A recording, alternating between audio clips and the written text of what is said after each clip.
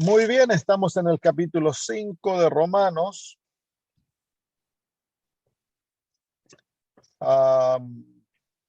¿Se acuerdan qué versículo terminamos? ¿Alguien que tome notas? Versículo 8 tengo yo. Ya, versículo 8. Muy bien, leemos nuevamente el versículo 7. Ciertamente apenas morirá alguno por un justo, con todo pudiera ser que alguno osara morir por el bueno. Mas Dios muestra su amor para con nosotros, en que siendo aún pecadores, Cristo murió por nosotros. Ese es uno de los maravillosos versículos de las Sagradas Escrituras. Los versículos 6 al 8 exponen el amor de Dios hacia la raza humana. Un amor sin intereses, un amor sin condiciones, que ha sido demostrado hacia nosotros a través de la muerte de Jesús. Cristo no murió para ganar el amor de Dios hacia nosotros. Cristo murió para demostrar aquel amor. En esas dos cosas hay una gran diferencia. Cristo no murió porque Dios estaba enojado para apaciguar su ira. Cristo murió porque Dios nos amaba y deseaba que supiésemos que Él nos ama y que no estaba enojado con nosotros. Nosotros éramos los que estábamos enemistados con Dios, no Dios con nosotros. Fuimos nosotros los que nos apartamos de Dios.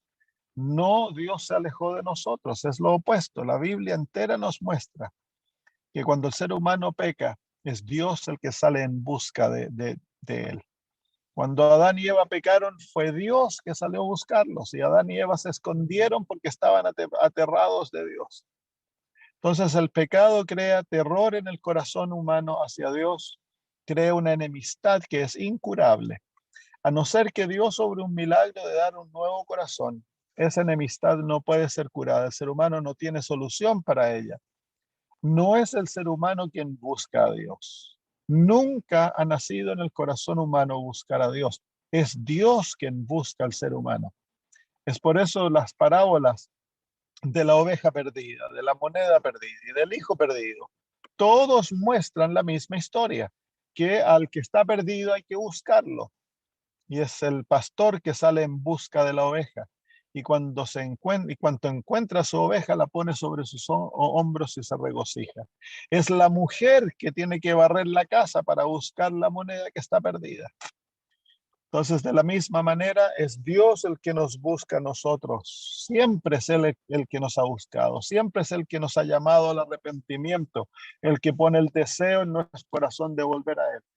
Cuando un ser humano manifiesta deseo de encontrarse con Dios, no es porque ese deseo haya nacido en él, es simplemente él respondiendo a la atracción divina. Es Dios que pone en nosotros las circunstancias que crean en nosotros el deseo de algo mejor.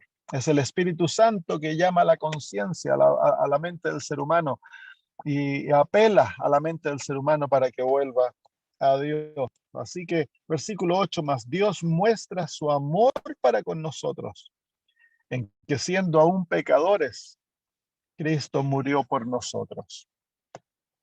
Siendo aún pecadores. No, el pecador no merece nada, el pecador merece la muerte. En el pecador no hay nada que él pueda ofrecerle a Dios como pago por su aceptación. No hay mérito alguno en el pecador que lo recomiende a Dios. El pecador está apartado por un precipicio que es imposible para el pecador cruzarlo. Es por eso que Jesús es la escalera. Cuando Jacob soñó con la escalera que unía al cielo y la tierra y que los ángeles subían y bajaban por aquella escalera, Jesús es aquella escalera. Si no fuese por Jesús, el pecador nunca podría volver a Dios. Es Cristo. Al unirse con la raza humana, Dios al hacerse humano, unió nuevamente a la raza humana a Dios. Y hemos sido unidos a tal punto que ahora la raza humana se sienta en Cristo en lugares celestiales. Es, es el gran don de la gracia que Dios nos ha otorgado. Inmerecedores, nos ha hecho herederos del reino de Dios. ¿Por qué? Por su amor. Mas Dios muestra su amor hacia nosotros. Él muestra, la cruz es la demostración eterna del amor que Dios tiene hacia la raza humana. Y cuando pensamos del amor divino, el amar para Dios no es algo forzado, no es algo extraño, no es algo que Dios tiene que recordarse. El amar para Dios es natural. ¿Por qué? Porque Dios es amor. Es su misma naturaleza, es el fundamento de todo atributo divino. Se encuentra su amor. Dios es amor, nos dice el apóstol Juan, y es el tema central de las escrituras, el amor de Dios hacia los hombres. Porque Jeremías 31:3, porque con amor eterno te he amado, por lo tanto te he soportado, te he traído con misericordia. Juan 3:16, porque de tal manera amó Dios al mundo, que ha dado su Hijo unigénito. El Señor Jesús dice, porque el Padre mismo os ama. Así que no es Jesús el que nos ama y Dios tiene una ira implacable hacia nosotros. No, el Padre mismo nos ama. Mirad cuál amor nos ha dado el Padre, que seamos llamados hijos de Dios. Cientos de veces en las Escrituras se encuentra grabado este mensaje. Dios nos ama. Dios te ama. Con amor con amor desinteresado, con un amor sin condiciones. Es un amor eterno que nunca deja de ser. El amor no deja de ser. A pesar cuando Dios destruye, castiga, incluso cuando Dios tenga que destruir a lo impío, Dios lo hace por amor, no lo hace por venganza, porque él está ensañado contra el ser humano, ¿no? Es porque Dios es lo mejor que puede hacer hacia nosotros. Mas Dios muestra su amor para con nosotros. Qué maravilloso, ¿no? No importa el color, no importa el sexo, no importa la, la, el nivel social, Dios nos ama. Y es ese amor que hace a todo ser humano ser igual, estar al mismo nivel. Mas Dios muestra su amor hacia con nosotros, en que siendo aún pecadores, Cristo murió por nosotros. Esa frase, Cristo murió por nosotros, lo muestra él como sustituto, muestra el fin de su muerte. En relación con el ser humano, Dios Jesús muere por nosotros, toma nuestro lugar, lleva nuestra culpa, paga nuestros pecados. Sobre él es cargado toda la maldad de la raza humana. Eso se quiere decir por nosotros. Esa palabra por es muy profundo. Tiene un significado muy profundo en cuanto a Jesús, lo que él hizo por nosotros, el hecho que toma nuestro lugar. Él llevó nuestras enfermedades, cargó nuestras rebeliones. Sobre él se cargaron todos nuestros pecados, toda nuestra maldad. Todo fue cargado por Jesús. Él toma el lugar del pecador, lleva la culpa del pecador y muere como pecador, para que el pecador pueda tomar su lugar y pueda vivir como Cristo. Como dice el apóstol Pablo en 2 de Corintios capítulo 8, versículo 9, vosotros conocéis la gracia de nuestro Señor Jesucristo, que aún Él siendo rico, por nosotros se hizo pobre, para que nosotros por su pobreza pudiésemos llegar a ser ricos. Así que el por es algo muy profundo. Hay teologías que enseñan que Cristo Jesús no murió una muerte vicaria, una muerte de sustitución, pero es el mensaje de las Sagradas Escrituras. Cuando Adán y Eva merecían la muerte, ciertamente, el día que de él comieres, ciertamente morirás, le dijo Dios. Ellos debían haber muerto ese día. No murieron, porque dos animales murieron en su lugar. Entonces ahí se encuentra la primera vislumbre de la sustitución que Jesús iba a hacer en nuestro lugar. Jesús iba a tomar nuestro lugar, nos iba a sustituir y Él iba a llegar a ser nosotros para que nosotros llegáramos a ser Él. Cristo murió por nosotros. El nosotros incluye a toda la raza humana. Cuando Cristo murió en la cruz, Él llevó sobre sí toda la raza humana. Todo ser humano se encontraba en Él. En Juan 3:16 dice que de tal manera amó Dios al mundo que ha dado su Hijo unigénito, para que todo aquel que en él cree no se pierda, mas tenga vida eterna. Todo ser humano se encontró en Jesús. Así que cuando Cristo murió, el pecado de todo ser humano, pasado, presente y futuro, hasta el fin de la historia de este mundo, fue Cristo Jesús los llevó sobre él. Toda la culpa de cada ser humano, desde el más malo hasta el no tan malo, fue cargado sobre Cristo. Cristo murió por nosotros. Qué maravilloso pensamiento que en el caso nuestro, hace 2000 años, ya Jesús pagó nuestros pecados, saldó nuestra culpa. Tú y yo ya no tenemos cuenta con Dios. Ahora tenemos que reconciliarnos con Dios porque ya hemos sido reconciliados por la muerte de Jesús. Como dice el apóstol Pablo en 2 de Corintios capítulo 5, el mensaje del evangelio es que ya hemos sido reconciliados con el Padre.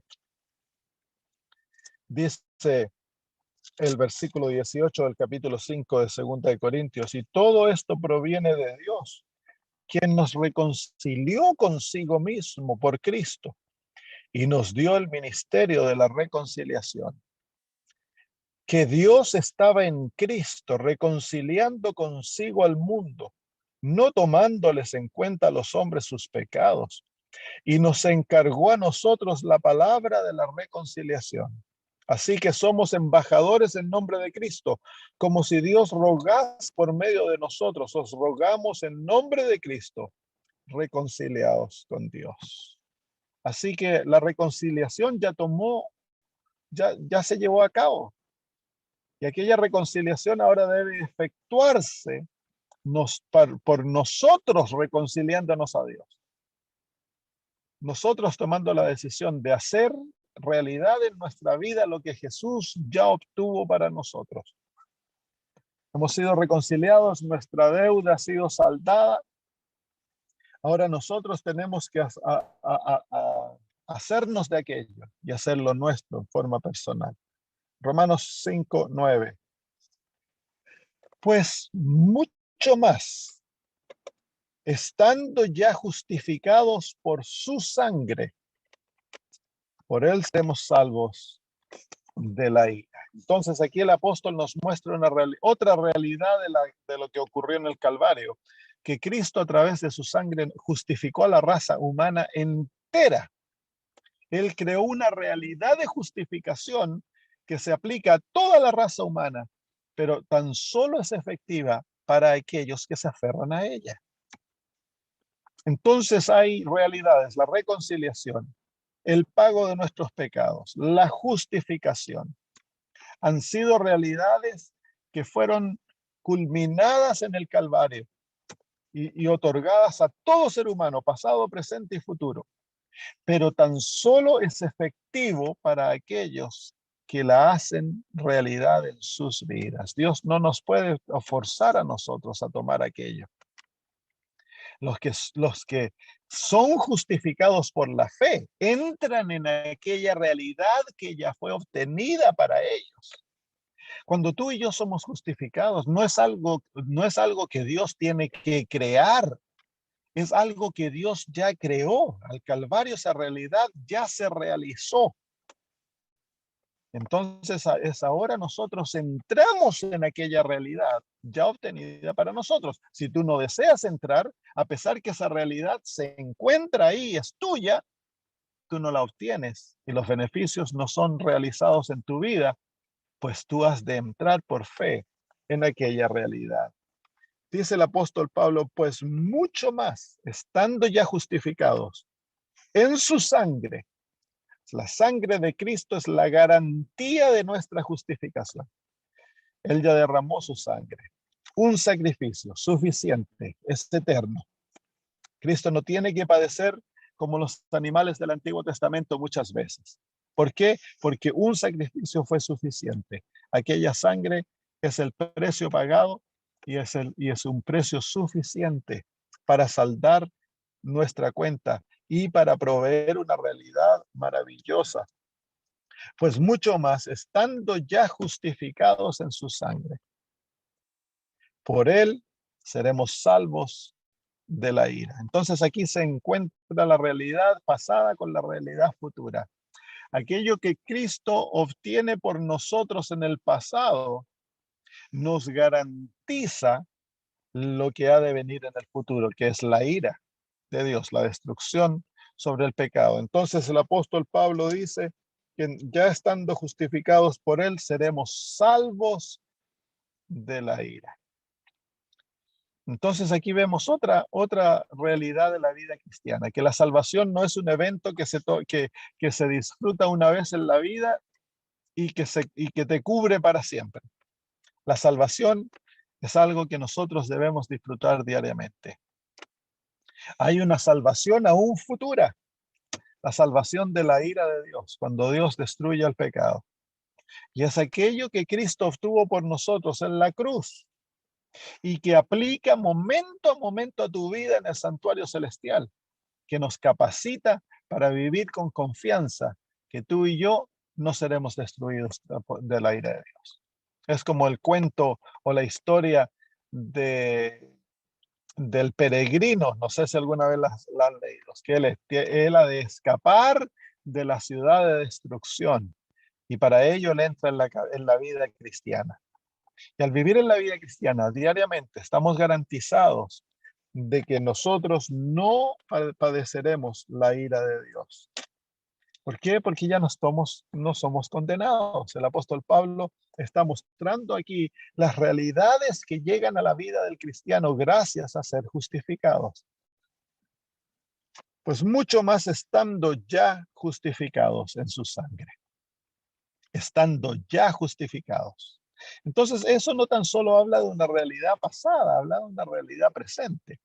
En Cristo Jesús hubo una justificación universal, pero también hay una justificación presente, estando ya justificados. Hemos entrado en aquella experiencia que es la experiencia del capítulo 3 y el capítulo 4, que ahora nosotros justificados por Cristo, justificados por la fe, ya estamos justificados, estamos aceptos ante Dios. Y eso nos garantiza la plena confianza y la paz de saber de que no somos condenados, por lo tanto no padeceremos la ira de Dios.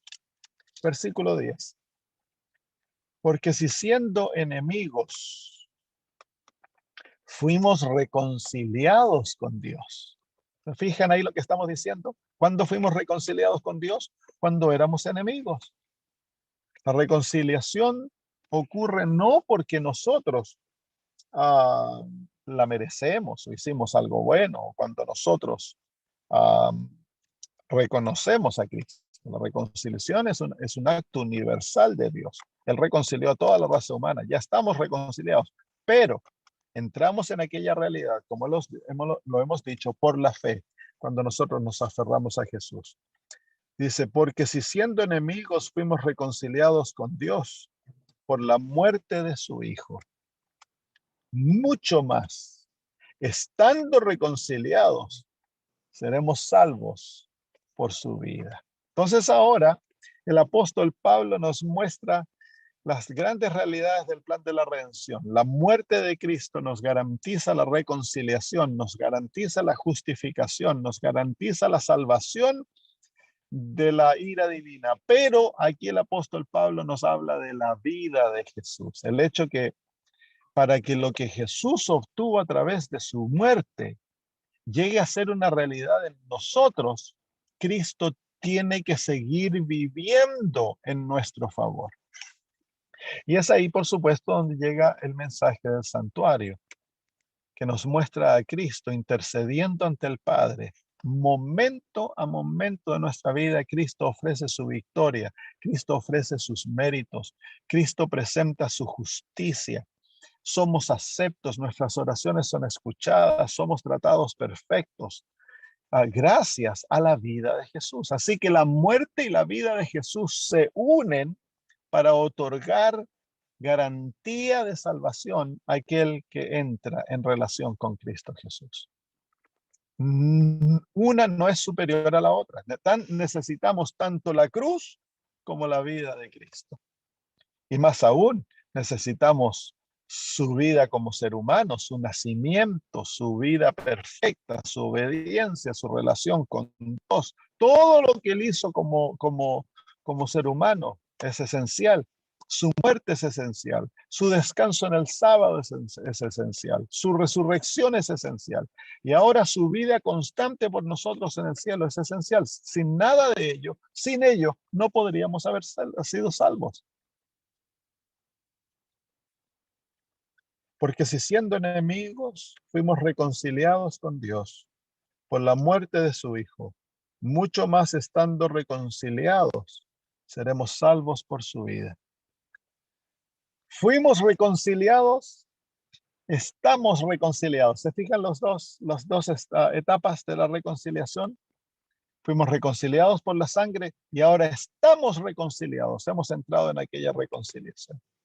Pero quiero que en estos versículos el apóstol Pablo, quiero que se den cuenta que está hablando de una certeza en la vida del cristiano. El cristiano ha de vivir por fe en certeza de su salvación, no en duda de ella.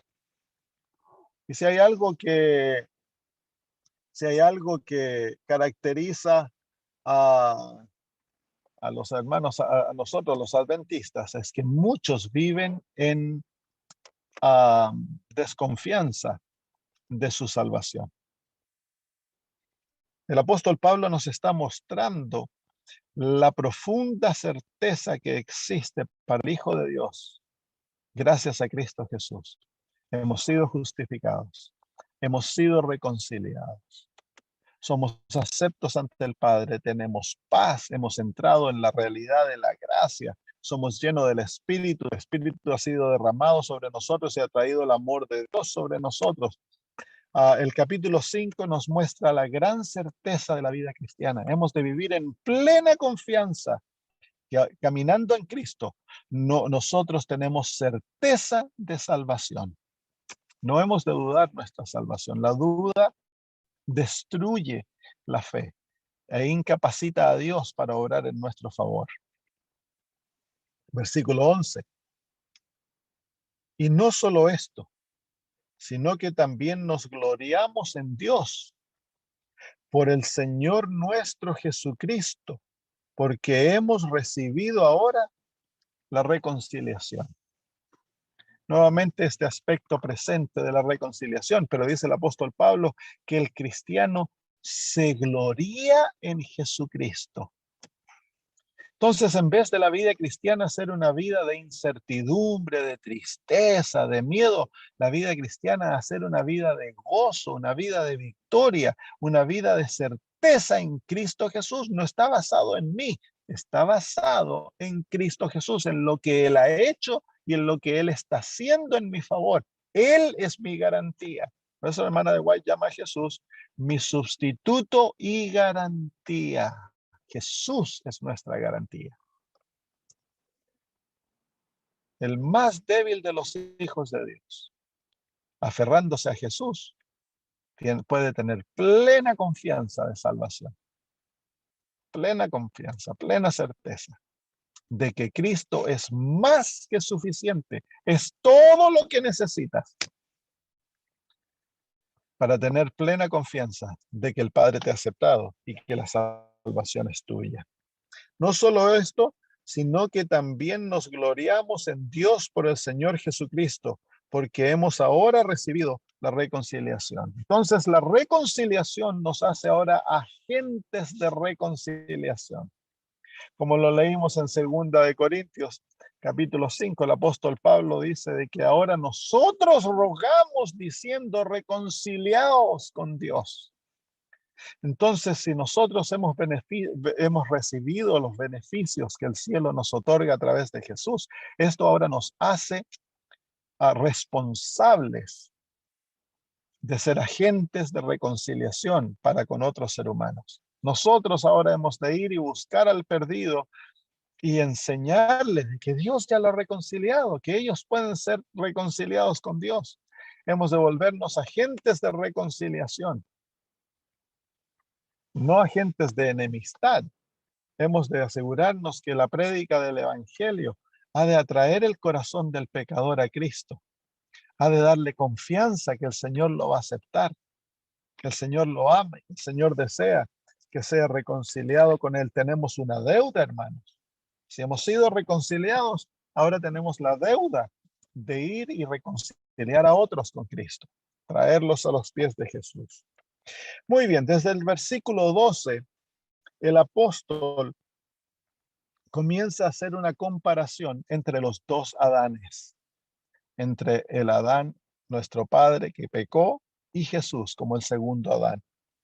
Dice así, vamos a leerlo de todo, desde el versículo 2 al versículo 21 para obtener el cuadro y luego lo volvemos a desglosar. Por tanto, como el pecado entró en el mundo por un hombre y por el pecado la muerte, así la muerte pasó a todos los hombres por cuanto todos pecaron.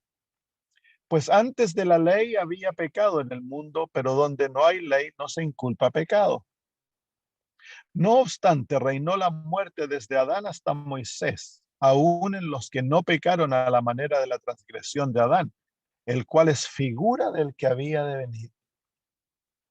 Porque el don no fue como la transgresión, porque si por la transgresión de aquel uno murieron los muchos, abundaron mucho más para los muchos la gracia y el don de Dios por la gracia de un hombre, Jesucristo.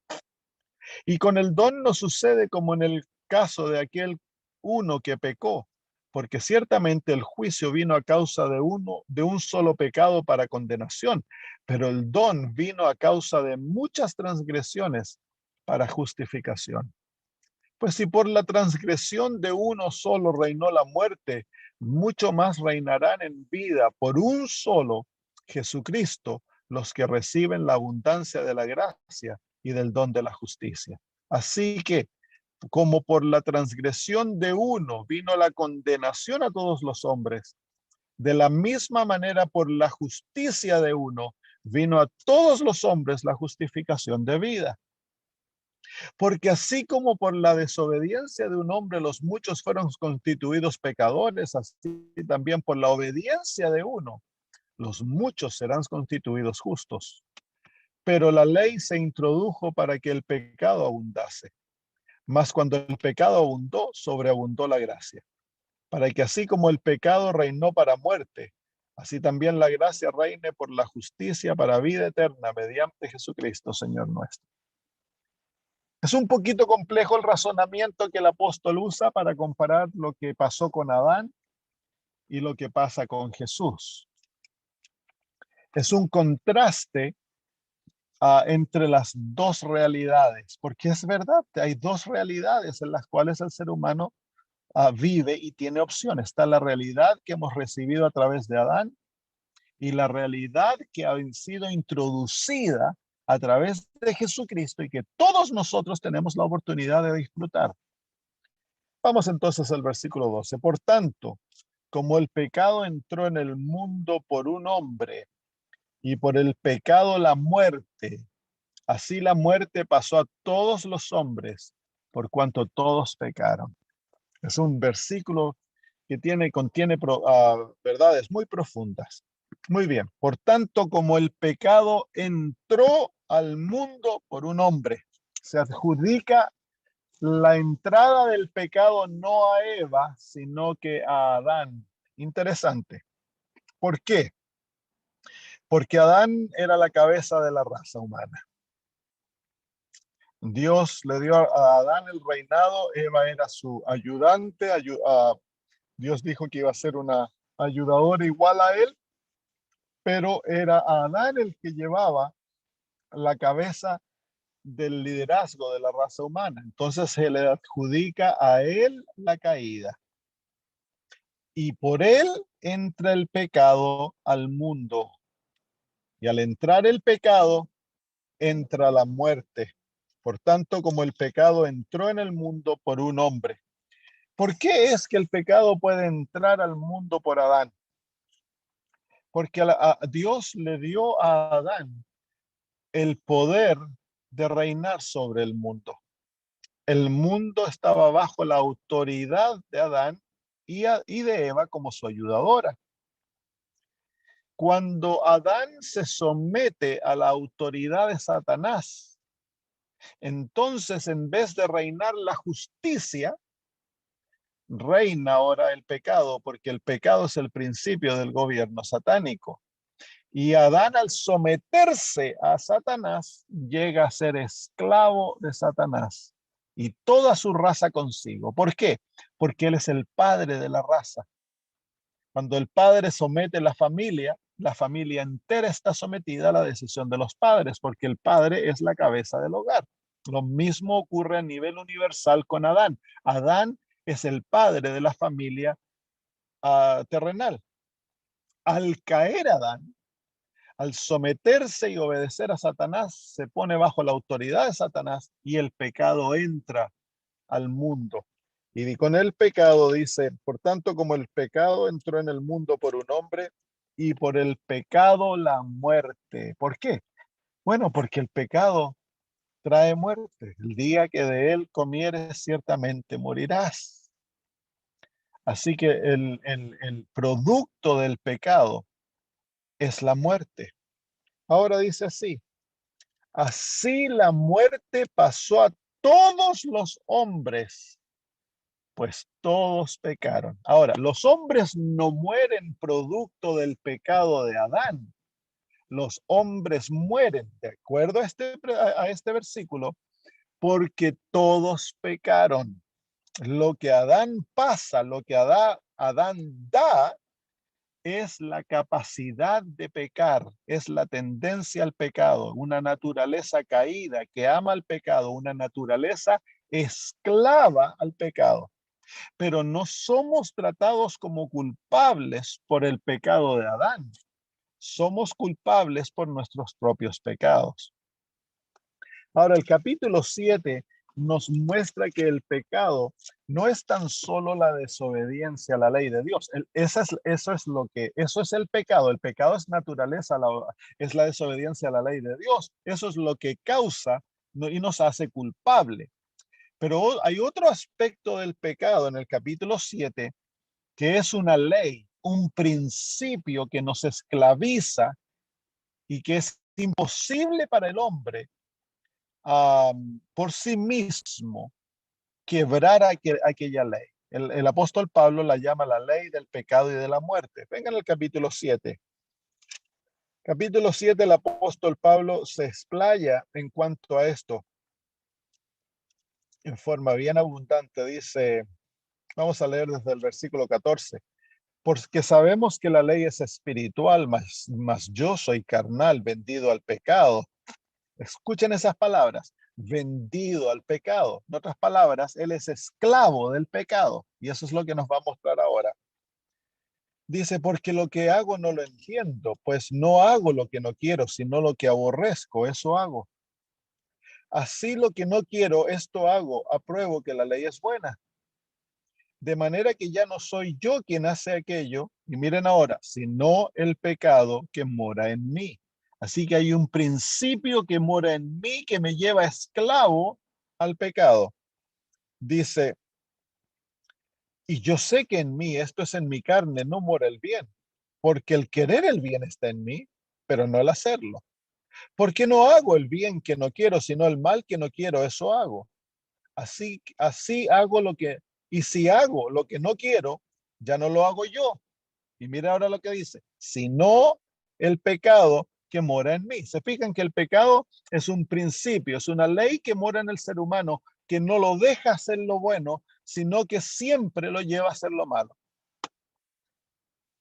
Y luego dice, así que queriendo yo hacer el bien, hallo esta ley. Aquí él define la ley de la que está hablando, que el mal está en mí. Porque según el hombre interior me deleito en la ley de Dios. Pero veo otra ley en mis miembros que se revela contra la ley de mi mente y que me lleva cautivo a la ley del pecado que está en mis miembros. Miserable hombre de mí, ¿quién me librará de este cuerpo de muerte? Así que ahí claramente el apóstol Pablo nos muestra lo que él está aludiendo en el versículo 12 del capítulo 5, donde el apóstol muestra que al caer Adán, Dos cosas ocurrieron con la raza humana. Uno, entró la muerte. Y segundo, entró una ley, un principio que hizo al ser humano cautivo, lo hizo esclavo del pecado. Así que el pecado es la desobediencia a la ley de Dios, pero el pecado también es una ley que nos controla de adentro para afuera y que nos impide hacer lo bueno, no nos deja hacer lo bueno. Tú y yo no podemos hacer lo bueno sin Cristo. ¿Por qué? Porque nosotros somos naturalmente esclavos al pecado. Esa esclavitud tan solo se rompe a través de la experiencia de la justificación, cuando el Señor nos da un nuevo corazón y el Espíritu Santo viene a morar en nosotros. Así que el ser humano, Dios no lo culpa de pecado hasta que él mismo peca conscientemente. Pero el ser humano tarde o temprano va a pecar, porque es imposible para él no pecar. ¿Por qué? Porque el esclavo del pecado. El pecado mora en él como un principio que lo gobierna de adentro para afuera. Muy bien. Versículo 12. ¿Qué hora es? Veamos la hora. Ya nos quedan unos minutitos. Por tanto, como el pecado entró en el mundo por un hombre y por el pecado la muerte, así la muerte pasó a todos los hombres, por cuanto todos pecaron. Muy bien. ¿Cuántos han pecado? Todos. Es uno de los mensajes del libro de Romanos, el capítulo 3, versículo 23. Pues todos pecaron y ¿cómo se llama? Caído de la gloria de Dios. Aquí nuevamente, todos pecaron. Por lo tanto, todos merecen la muerte. La muerte pasó a todos. La muerte se manifiesta de dos maneras. Hay una muerte que gracias a Cristo ha llegado a ser un sueño y es la primera muerte. Pero hay una segunda muerte, que es la muerte de la cual no hay retorno, la paga del pecado. La primera muerte es un producto natural del pecado, nadie la puede escapar y gracias a Dios, Dios la ha tornado en bendición. Benditos los que mueren de ahora en Cristo Jesús, dice el libro de Apocalipsis capítulo 14. Entonces la primera muerte es un descanso. Imagínense que nosotros no pudiésemos morir y que viviésemos en pecado, en dolor, en enfermedad por siglo tras siglo, nuestra existencia sería miserable. Entonces Dios, en su misericordia, ha vuelto la primera muerte en una bendición para los hijos de Dios, porque de ella hay resurrección. La segunda muerte es la paga del pecado, y aquella muerte no hay resurrección, no hay vuelta. Es una muerte eterna. El Señor Jesús nos habla de aquellas dos muertes en el libro de San Juan, en el capítulo 11. San Juan capítulo 11, el Señor Jesús, cuando viene a donde Marta y María para resucitar a Lázaro, el Señor le dice el versículo 25 del capítulo 11, yo soy la resurrección y la vida, el que cree en mí, aunque esté muerto, vivirá. Y todo aquel que vive y cree en mí, no morirá. ¿Crees esto? En el español le añadieron la palabra eternamente, pero en el original no se encuentra la palabra eternamente. Sí, Señor Jesús aquí está hablando de dos muertes. Está la primera muerte, que dice, yo soy la resurrección y la vida, el que cree en mí, aunque esté muerto, vivirá. Entonces ahí hay muerte de resurrección. Y el versículo 26, y todo aquel que vive y cree en mí, no morirá. Entonces, el que cree en el Señor, aunque muera, vivirá. Y no morirá la segunda muerte. Entonces, no está hablando de la muerte que hay resurrección, de la muerte que no hay resurrección. Los hijos de Dios, todos han muerto la primera muerte, pero ellos resucitarán, volverán a vivir. Y los hijos de Dios, ninguno de ellos experimentará la segunda muerte. No moriremos. Esa es la verdadera muerte. Para Cristo, la primera muerte es un sueño. La segunda muerte es la verdadera muerte, la muerte de la cual no hay retorno. Entonces tú y yo morimos la primera muerte, alabado sea Dios, porque es un descanso. No es un enemigo. Ya Dios le sacó los dientes a esa muerte. La segunda muerte, tú y yo no la moriremos si seguimos confiando en Cristo. El que cree en mí y vive en mí, no morirá, dice la Biblia. Qué maravilloso. Entonces el capítulo 6, el versículo 12 de Romanos nos habla de la realidad de la muerte que el pecado trae. El pecado es el autor de la muerte. Satanás nos dice las Sagradas Escrituras, es asesino desde el principio, porque él buscó matar a Dios, deshacerse de Dios, sacarlo de su trono. Tiene sentimientos de odio, sentimientos de rencor, de ira. Él busca la autoexaltación. Todo ello es la violación del sexto mandamiento. Versículo 13. Pues antes de la ley había pecado en el mundo, pero donde no hay ley, no se inculpa pecado. Entonces aquí encontramos esta frase que dice antes de la ley. ¿Cuál ley se está refiriendo? Cuando Dios escribió la ley escrita en tablas de piedra y la ley de Moisés. Entonces, antes de la ley, antes de ese periodo, cuando Dios escribió la ley en tablas de piedra y dio la ley de Moisés, antes de eso dice el apóstol, pues antes de la ley había pecado en el mundo. Entonces, había ley, pero no estaba escrita. Porque si no hay ley, no hay pecado. Es la ley que manifiesta el pecado. Si no hubiese ley, no habría pecado. Entonces la ley no estaba escrita, no había sido dada en blanco y negro, no había sido puesta en piedras para que todos supiesen lo que era malo y lo que era bueno. Pero el pecado existía. Por ejemplo, nosotros vemos en el libro de Génesis cuando Faraón ha tomado a Sara para ser su mujer. Cuando se da cuenta de que Sara es casada, él sabe que el adulterio es pecado. ¿Cómo sabe que el adulterio es pecado? Porque hay una ley que está escrita en la mente de los seres humanos, pero Dios tiene que escribir su ley porque el pecado ha obliterado, ha borrado ese conocimiento del bien y del mal, de lo que es pecado de la raza humana. A medida que van pasando las generaciones, se va perdiendo el conocimiento de aquello que Dios había imprimido en la mente y en el corazón del ser humano al principio. El pecado lo va corroyendo, cada generación lo va corroyendo. Entonces, eventualmente Dios tiene que escribir su ley en tablas de piedra para que quede en claro lo que es pecado y lo que no es pecado. Pues antes de la ley había pecado en el mundo, pero donde no hay ley, no se inculpa pecado. Entonces, si la ley hubiese sido tan obliterada, tan borrada de la mente humana que no hubiese habido más conocimiento de pecado, entonces Dios no podría haber inculpado de pecado. Y por lo tanto, Dios no podría castigar al pecador.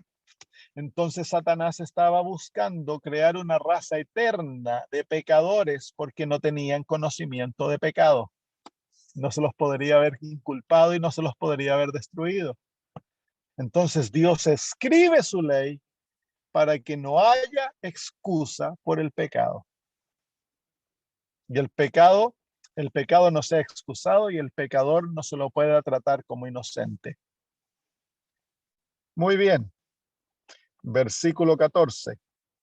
No obstante, reinó la muerte desde Adán hasta Moisés, aún en los que no pecaron a la manera de la transgresión de Adán, el cual es figura del que había de venir. Entonces el apóstol Pablo aquí nos está mostrando claramente de que el hecho de que el pecado reina, de que hay muerte, es claramente de que la raza humana ha caído en pecado, a pesar de que la ley no había sido escrita todavía en tablas de piedra. Y nos dice de que Adán es figura del que había de venir. La palabra figura ahí es tipo. Entonces Adán era un tipo de Cristo. Y Cristo se lo llama en la Biblia el segundo Adán. Versículo 15. Pero el don, refiriéndose a Jesús, no fue como la transgresión, refiriéndose a Adán. Así que lo que Jesús nos otorga como un don es distinto a lo que recibimos por Adán. Porque si por la transgresión de aquel uno murieron los muchos, abundaron mucho más para los muchos. Aquí se pone un poquitito complejo. Dice, abundaron mucho más para los muchos. Los muchos somos nosotros, los que mueren producto de la transgresión de Adán. Ahora, ya vimos esto, de que no morimos por la transgresión de Adán, morimos por nuestros propios pecados. Pero lo que recibimos de Adán es la esclavitud al pecado. Y con el don no sucede como en el caso de aquel, no, perdón, versículo 15. Pero el don no fue como la transgresión. Porque si por la transgresión de aquel murieron los muchos, esos son la descendencia de Adán, abundaron mucho más para los muchos, para nosotros, los descendientes de Adán, la gracia y el don de Dios por la gracia de un hombre, Jesucristo. Así que el apóstol Pablo aquí nos muestra que a pesar de la realidad que entró en Adán y de la muerte que vino a los muchos, en Cristo Jesús, el don que viene en él es el don de la gracia de Cristo. Y lo que el apóstol Pablo nos está tratando de hacer ver aquí es el principio que él enuncia en el versículo 20. Mas cuando el pecado abundó, sobreabundó la gracia. Entonces, a pesar de que nosotros estamos condenados a muerte, a pesar de que nosotros todos hemos violado la ley de Dios, todos hemos pecado, todos hemos recibido la naturaleza esclava al pecado, Dios no nos da de acuerdo a lo que merecemos. En eso entonces es diferente el don de la transgresión. En la transgresión recibimos lo que merecemos, en el don recibimos lo que no merecemos, recibimos la gracia divina. Y dice, miren, dice el versículo 15, abundaron mucho más para los muchos la gracia y el don de Dios por la gracia de un hombre, Jesucristo. Así que gracias a Jesucristo, la gracia de Dios abundó mucho más que aquello que recibíamos a través de la transgresión. Versículo 16.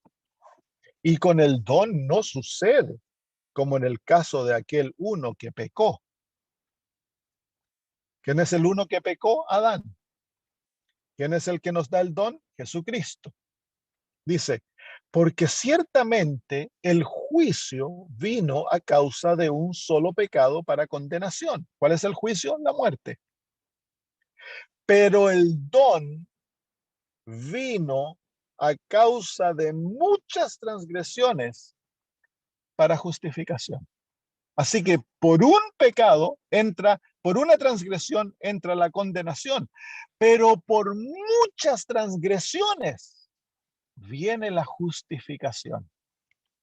Entonces el apóstol Pablo aquí nos muestra la gracia divina, que a pesar de todas las pecados, transgresiones que hemos cometido, Dios igual nos ofrece en Cristo Jesús justificación.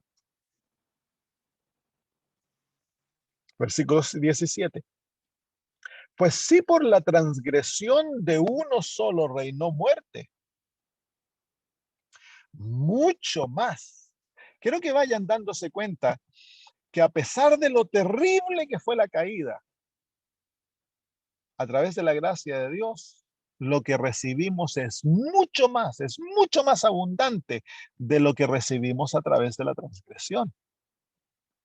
Dice, pues si por la transgresión de uno solo reinó la muerte, mucho más reinará en vida por uno solo, Jesucristo, los que reciben la abundancia de la gracia y del don de la justicia. Qué lindo. Así que a través de Cristo nosotros podemos recibir mucho más de aquello que recibimos a través de Adán. A través de Cristo podemos recibir la gracia y podemos recibir, podemos recibir el don de reinar en vida con Jesús a través de su gracia y del don de la justicia. Así que a través de Adán recibimos muerte, a través de Cristo recibimos vida. Y la vida es mucho más abundante que la muerte. Así que no importa cuánto nos degrade el pecado, nos haya degradado el pecado, lo que Dios nos ofrece es mucho más abundante y la capacidad de restaurarnos completamente a una posición más alta de lo que teníamos antes de haber caído. Versículo 18. Así que, como por la transgresión de uno vino la condenación a todos los hombres, de la misma manera, por la justicia de uno, vino a todos los hombres la justificación de la vida. Así que aquí se encuentra nuevamente la universalidad de ambos. La transgresión afecta a todos los seres humanos. La justicia de Cristo, gracias a su vida justa, su vida perfecta, así como Adán cayó, Cristo Jesús derrotó a Satanás. Adán cedió a la autoridad satánica, Cristo Jesús derrotó la autoridad satánica y en el Calvario expuso el carácter satánico. Gracias a esa victoria hay una realidad universal que es la justificación de todos los hombres. Ya lo hablamos eso. Dios ha reconciliado y proveído una realidad de justificación aplicable a todos los hombres, pero para recibirla nosotros tenemos que personal e individualmente entrar en aquellas realidades.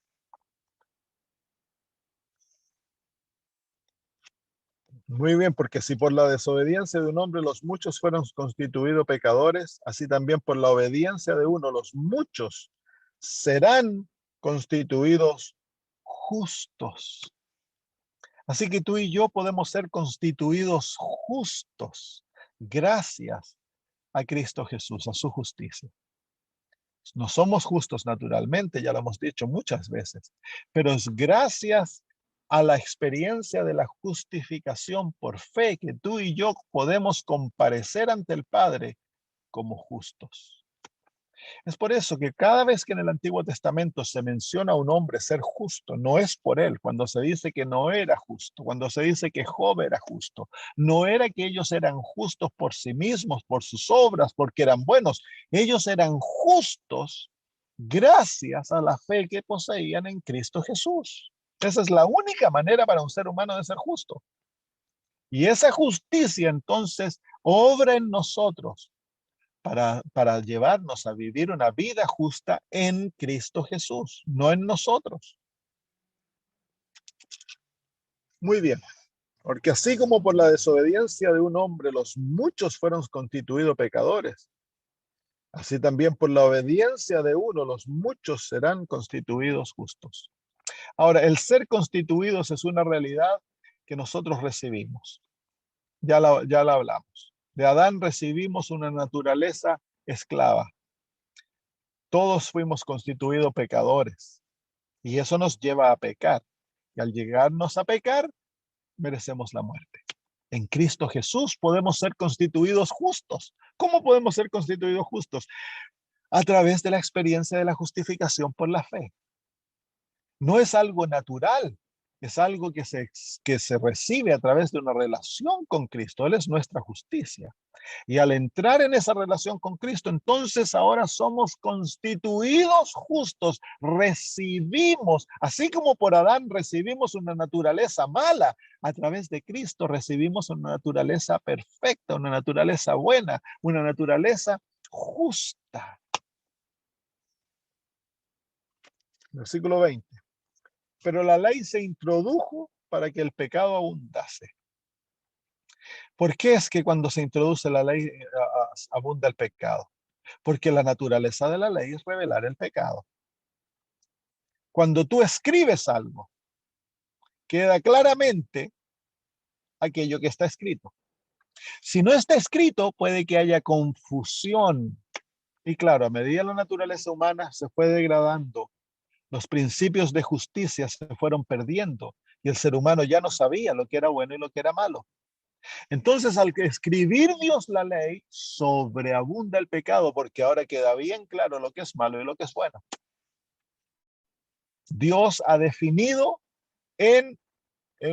con su propio dedo, no matarás. El matar es malo. Y luego Dios explica a través de las Sagradas Escrituras qué es matar, el odiar, el tratar a alguien mal, el tener rencor, el tener relaciones rotas, la ira, todo eso es violación del sexto mandamiento. Entonces sobreabunda el pecado, queda tan claro que yo soy pecador y que yo no puedo obedecer aquella ley. Sobreabunda el pecado.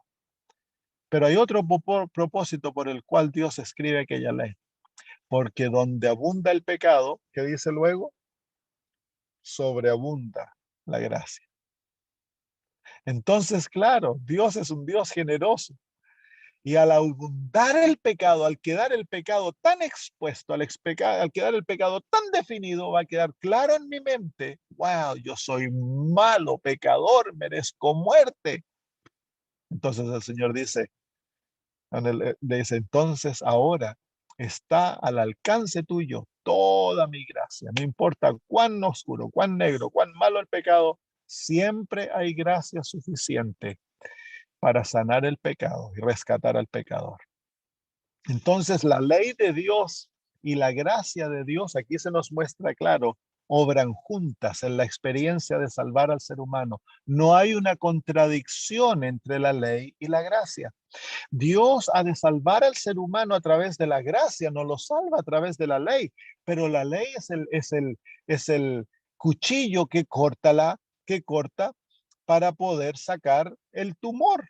Sin cuchillo no se puede sacar el tumor, entonces hay que cortar, duele y se saca el tumor. La ley es el cuchillo que revela el pecado, que nos muestra nuestra naturaleza, que nos hace ver que no hay nada bueno en nosotros. Entonces, cuando el ser humano se somete a aquella realidad y se humilla ante la autoridad de la ley, entonces es el propósito de la ley llevarlos a los pies de la cruz para que ahí reciban gracia. Y ahí entramos a una realidad de gracia. El Hijo de Dios no vive bajo la ley, Él vive bajo la gracia, porque la gracia es la realidad que nos salva. Ambos obran juntos. La ley no cancela la gracia, ni la gracia cancela la ley. Ambos son necesarios para poder salvar al pecador. No hay enemistad en las Sagradas Escrituras entre la ley y la gracia. Donde abunda el pecado, abunda la gracia. Pero si no hay ley, no hay pecado. Por lo tanto, la gracia quedaría redundante. Si Dios destruyese su ley, destruye su gracia. Y el pecador tiene que vivir eternamente porque no se lo puede destruir. ¿Por qué? Porque no hay definición del pecado, pues. Versículo 21 y con esto terminamos. Para que así como el pecado reinó para muerte, así también la gracia reine por la justicia para vida eterna mediante Jesucristo, Señor nuestro. Así que el Señor nos llama a vivir en la realidad de gracia, porque si tú quieres vivir bajo la ley, vas a vivir bajo el pecado. Y el que está en pecado vive bajo la realidad de la muerte. Pero el que a través de la experiencia de la ley llega a la realidad de la gracia, ahora él vive eternamente en Cristo Jesús, porque él vive en la realidad de la gracia. Entonces, este capítulo es un capítulo maravilloso porque nos muestra las maravillosas realidades que hemos recibido en Cristo Jesús. Maravillas de gracia que nos han hecho justos, nos han reconciliado con Dios, ha cancelado la culpa que hemos tenido a través de la ley. Hemos sido limpios, salvos, hemos sido redimidos en Cristo Jesús. Por Adán recibimos todo lo malo, pero en Cristo Jesús recibimos todo lo bueno. Y el don es mucho más abundante que la transgresión. Eso nos debiera dar gozo. No importa cuánto hayas caído, cuán derrumbado estés, hay abundancia de gracia para todo aquel que desee ser salvo. Maravilloso, ¿no? Abundancias, mucho más. Mucho más. Cuando nosotros miramos al mundo y lo vemos a través de los ojos de la carne, vemos tanto mal, tanto pecado que parecía imposible, pero no debemos olvidarnos que lo que Cristo trajo es mucho más abundante que lo que entró a través de Satanás. Mucho más abundante. Y en ello, entonces, hemos de regocijarnos. El cristiano debe vivir en gozo, ha de gloriarse, no en sí mismo, pero en Cristo Jesús.